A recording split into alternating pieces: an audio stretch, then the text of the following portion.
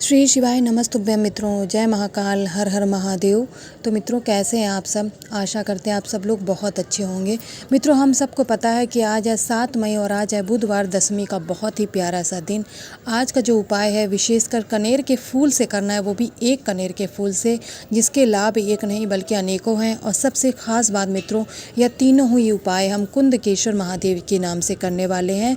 तो मित्रों, इन उपायों को बहुत ध्यान से सुनिए और समझिएगा, जिससे आपके घर की जो परेशानियां हैं, क्रोध है, रोग हैं, सब धीरे धीरे करके दूर हो जाएंगे। तो चलिए मित्रों, जल्दी से वीडियो करते हैं स्टार्ट और बात करते हैं अपने पहले उपाय की, जो कि आपके घर की परेशानियों को दूर करने वाला उपाय है। आप सभी लोगों को स्क्रीन पे पीला कनेर का फूल दिख रहा है। पीला इसलिए स्पेशली कहा मित्रों, क्योंकि आप सबको पता है कि कनेर 3-4 कलर का होता है। तो इस वाले उपाय में आप सभी लोगों को पीला कनेर का यूज़ करना है, वो भी एक फूल का, मात्र एक फूल हम लेंगे मित्रों। इसके साथ ही आप सभी लोग लेंगे तांबे के एक कलश में अपने घर का शुद्ध जल। गंगा जल लेना अनिवार्य नहीं है और मना भी नहीं है, आपकी इच्छा है तो आप ले सकते हैं, नहीं इच्छा है तो मत लीजिए। इसके बाद कनेर और इस कलश को लेकर के मित्रों, आप ऐसे शिव मंदिर में जाइएगा जहाँ पर ये जो मटका होता है जिससे जल जलाधारी पे गिरता रहता है, वो होना अनिवार्य है, क्योंकि इस उपाय में उसका विशेष योगदान है। देखिए मित्रों, जैसा कि मैंने पहले ही बताया कि सारे उपाय हम आज कुंदकेश्वर महादेव जी के नाम से करने वाले हैं। तो यहाँ पर कनेर का पुष्प एक है, लेकिन उसे समर्पित करने के स्थान 4 हैं। ठीक है, सबसे पहले आप इस कनेर के पुष्प को माता अशोक सुंदरी के स्थान पर समर्पित करेंगे। इसके बाद में अपनी परेशानी कहते हुए उसी को उठाएंगे और दूसरे नंबर पर जो माता का हस्त कमल, जिसे कटी भाग भी कहा जाता है, वहाँ पे समर्पित करेंगे। इसके बाद में वहाँ से भी उस पुष्प को उठाएंगे और ये जो मटका टंगा होता है जिसमें कलश रहता है, उसमें आप इसे टच कराएंगे। सिर्फ टच कराना है मित्रों।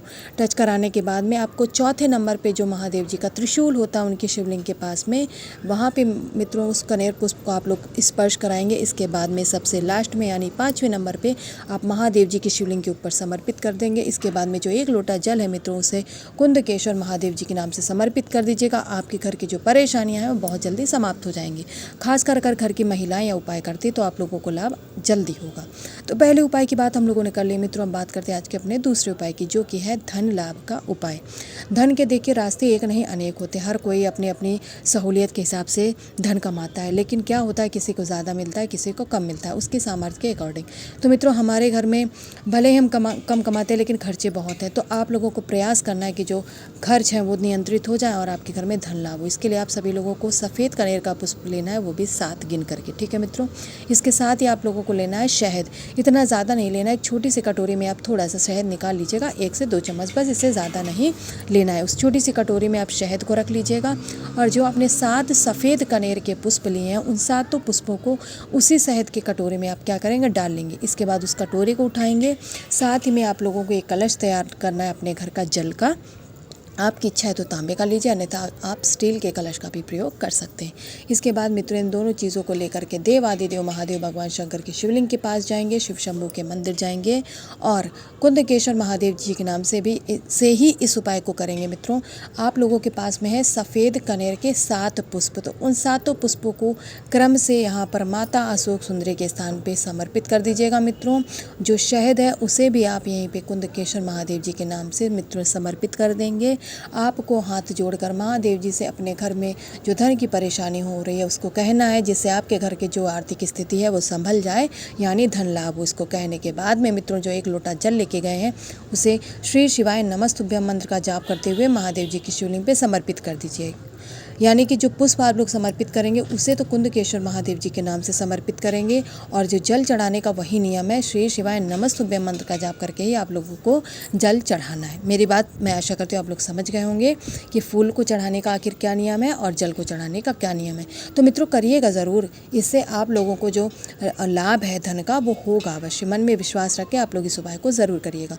2 उपायों की बात कर लिया और मैं आशा करती हूँ आप लोग समझ गए होंगे। अब चलिए वीडियो में आगे हम लोग बात करते हैं और अपने तीसरे उपाय को समझने का प्रयास करते हैं। मित्रों, जो हम लोग तीसरा उपाय करने वाले हैं वो घर में किसी न किसी व्यक्ति को क्रोध अवश्य होता है, गुस्सा बहुत आता है। तो उसके क्रोध को दूर करने के लिए आप सभी लोगों को, बुधवार का दिन है तो पीले चंदन का प्रयोग यहाँ पे करने वाले हैं हम लोग। ठीक है मित्रों, पीला चंदन लेंगे। अगर सूखा है तो आप सबको पता है उसका आप लोग गीला पेस्ट बना लीजिएगा। अगर गीला पेस्ट वाला ही है तो उसको वैसे ही प्रयोग में लेना है। इसके बाद में बुधवार का दिन है तो दूर्वा का प्रयोग भी बहुत शुभ माना जाता है। इस बार आपको हरी दूर्वा लेना है, लेकिन गिन करके आपको यहाँ पर 21 दूर्वा लेना है। अगर 21 नहीं मिल पा रहे तो आप लोग उस कंडीशन में 7 दूर्वा का भी प्रयोग कर सकते हैं। इसके बाद आप लोगों को कलश तैयार करना है, तांबे का, स्टील का, जो आपकी स्वेच्छा हो। उसमें आप लोग अपने घर से शुद्ध जल भर के ले जाइएगा, ना कि मंदिर परिसर से। ठीक है मित्रों, अपने घर का जल लेंगे। बाकी चीज़ें लेने के बाद में आप अपने इष्ट, अपने आराध्य देव के पास पहुंच जाएंगे मंदिर में अपने उपाय को करने के लिए। जैसा कि मैंने पहले बताया था कि तीनों उपाय आज के हम कुंदकेश्वर महादेव जी के नाम से ही करने वाले हैं। ठीक है मित्रों, तो यहाँ पर जो आपने पीला चंदन लिया उसका लेपन आप सभी लोग कर देंगे माता सुख सुंदरी के स्थान पर कुंदकेश्वर महादेव जी के नाम से। लेपन करने के बाद में अब आपके पास में दूर्वा है जो कि है 21। उन पूरी दूर्वाओं को यहाँ पर उस व्यक्ति का नाम और गोत्र का नाम बोलकर जिसके रोग मुक्ति के लिए आप यह उपाय कर रही हैं, क्रोध मुक्ति के लिए जो आप लोग उपाय कर रहे हैं या कर रही हैं हमारी माताएं बहनें, उन दूर्वाओं को समर्पित कर देंगे। इसके बाद में आप लोग ने जो 1 लोटा जल लिया है उसे श्री शिवाय नमस्तुभ्यम मंत्र का जाप करते हुए महादेव जी की शिवलिंग पे समर्पित कर दीजिएगा। जैसे आप लोग जल समर्पित करेंगे, यह दूर्वा से बहता बहता नीचे को गिरने लगेगा। ठीक है ना, तो जैसे ही यह जल गिरेगा मित्रों, आप एक पात्र में इस जल को थोड़ा सा रोक लीजिएगा। इसके बाद में इन दूर्वाओं को आपकी स्वेच्छा तो लीजिएगा, अन्यथा कोई बात नहीं, आप इस जल को ले करके महादेव जी का आशीर्वाद लेकर अपने घर पे आएंगे और इस जल का अपने घर पे और खासकर उस क्रोध करने वाले व्यक्ति के ऊपर छिड़काव करने से उस व्यक्ति का जो प्रवृत्ति है क्रोध वाली वह धीरे से बदल जाती है। तो मित्रों, यहाँ पर हम लोगों ने 3 उपायों की बात की और मैं आशा करती हूँ आप लोग समझ गए हो। तो इन उपायों को आप सभी लोग करिएगा ज़रूर। महादेव जी का आशीर्वाद सदा बना रहे।